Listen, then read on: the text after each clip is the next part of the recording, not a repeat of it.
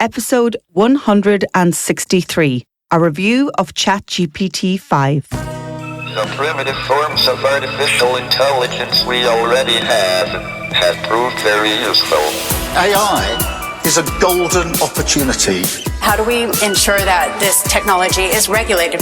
The long arc of technological history is now in an extraordinary new phase. The AI6 podcast with Joanne Sweeney. ChatGPT-5 is here, and I've been testing it for the past 5 days. Hello, and welcome back to AI6, the podcast that helps you get to grips with artificial intelligence and motivates you to put it into practice. Let's hear from Sam Altman, CEO of OpenAI, speaking at the launch of GPT-5. GPT-5 is a major upgrade over GPT-4 and a significant step along our path to AGI. We think you will love using GPT-5 much more than any previous AI. It is useful, it is smart, it is fast, and it's intuitive. GPT-3 was sort of like talking to a high school student.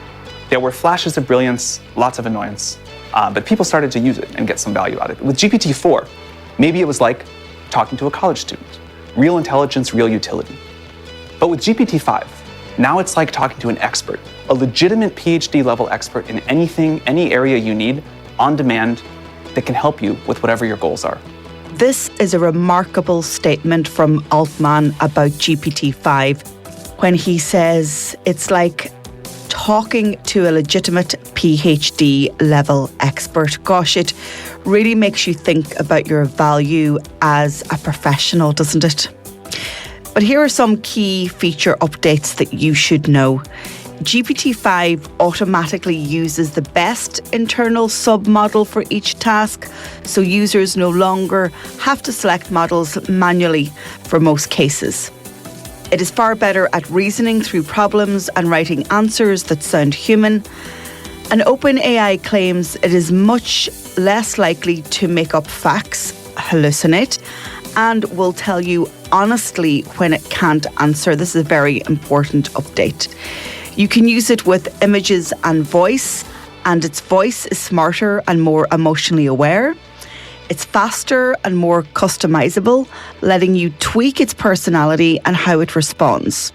When it comes to coding, especially for web and app building, it is better. And OpenAI say that regular safety checks mean it explains its limits and tries to help even with tricky requests. And some paid users can link with Google Tools and set the tool to match their work style or mood. I've included a matrix in the blog post associated with this podcast to set out the key differences between Model 5 and Model 4. So what are my thoughts after using it? Well, I got it to help me with my itinerary for my upcoming trip to LA and Las Vegas. So this is a task that I would normally delegate to my assistant, Jess. And actually, it was really helpful because after 15 minutes, I made bookings. And yeah, it was really useful. But then I decided to test it on a more serious level, checking how it would perform over a series of different reasoning and problem-solving tasks. So the first big task that I gave it, and here's the prompt. I wrote, write a PhD proposal of 1,000 words on the impact of AI on women in marketing and communications, citing existing research and why this research is important now. So the model thought for 1 minute and 3 seconds and then produced this. PhD proposal. The impact of AI on women working in marketing and communications. Working title: Women, Work and the Machine. How AI is reshaping roles, risks and rewards for women in marketing and communications. Research problem and questions. AI is rapidly diffusing into marketing and communications functions, from content generation to media planning and customer analytics. Women make up a large share of these professions, yet the distribution of benefits and harms from AI is uneven. Prior research suggests women are both more exposed to AI in white-collar roles and more likely to be concentrated in tasks that are candidates for automation, while AI systems themselves can encode gendered stereotypes that influence hiring, performance assessment, and the portrayal of women in campaigns. Now, I'm not going to read the entire 1,000-word PhD research proposal on this 6-minute podcast, but you can, in fact, read it on the blog post associated with the podcast over at publicsectormarketingpros.com.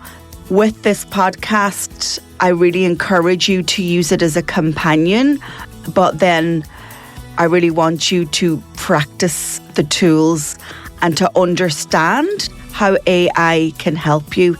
And if you didn't pick it up in this podcast, I am very concerned about how AI might disenfranchise women in marketing and communications, because I know that most of the professionals that I work with are women. It's really important that we become fluent and develop competencies as marketing and comms professionals in the age of AI. So let me know how you are using ChatGPT-5. What is your experience? What use cases have you tested it with? Let me know. Connect with me on LinkedIn. Just search for Joanne Sweeney. But until tomorrow, stay curious about AI.